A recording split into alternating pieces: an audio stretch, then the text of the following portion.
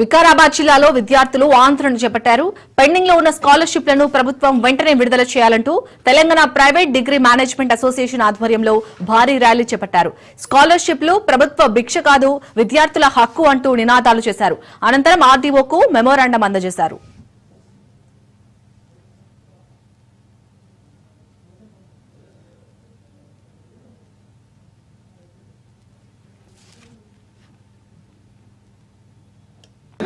అన్ని విద్యార్థి సంఘాలు పార్టీ అందరి తరఫున అందరి ప్రోత్సాహంతో మాకు జరుగుతున్నటువంటి అన్యాయాన్ని మరి ప్రభుత్వానికి తెలియపరిచే విధంగా మేము విద్యార్థులము మరియు అధ్యాపకులందరం కలిసి ఈరోజు ర్యాలీగా వస్తూ మరి ఆర్డీఓ గారికి మెమోరాండం ఇచ్చి మా యొక్క సమస్యలను మా యొక్క బాధలను అర్థం చేసుకోవాలని చెప్పి మేము వాళ్ళను మనస్ఫూర్తిగా విజ్ఞప్తి చేస్తున్నాం.